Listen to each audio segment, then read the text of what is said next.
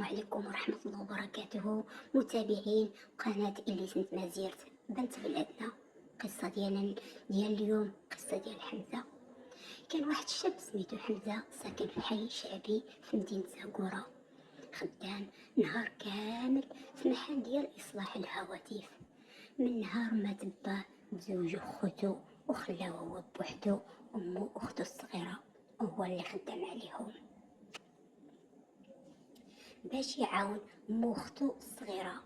حمزه كان عنده حلم بسيط بزاف، غير يشري طوموبيل صغيره باش يعاون بها الزمان.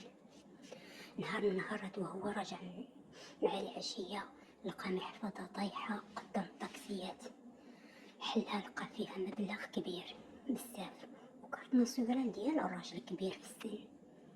صاحبو قال ليه: اش غادي دير دابا؟ هذه فرصه ديالك. ولكن حمزة بقى ساكت. ديك الليلة ما قدرش ينعس، كل مرة يشوف مو كتكافح قدام عينو، وكل مرة يسمع صوت في الداخل ديالو ويقول ليه: الفلوس ماشي ديالك، معمرها تعطيك الراحة. صباح بكري شد المحطة وهز المحفظة ديالو ومشى العنوان اللي في الورقة. دق الباب، خرج ليه راجل كبير وعيوني حمرين من القلق. ملي شاف المحفظة بقى ساكت ثواني، ومن بعد شد يد حمزة وقال ليه: ولدي، هاد الفلوس ديال العملية ديال بنتي، كنت كنظن انهم ضايعين.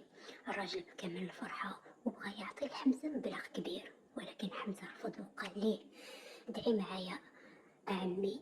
غير داز شهور وفي النهار جا عند حمزة واحد السيد بكوستيم، عطاه ورقة وقال ليه: السيد اللي رديتي ليه المحفظة ديالو عنده شركة وعجبته الأمانة ديالك، بغا يشغلك معاه.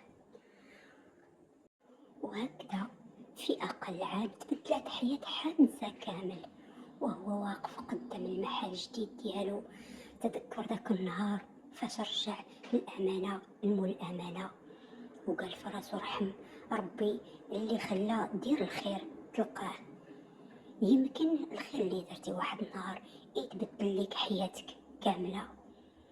قصة فيها عبرة، اللي يفهم ويسمع ويشوف. شكرا للجميع.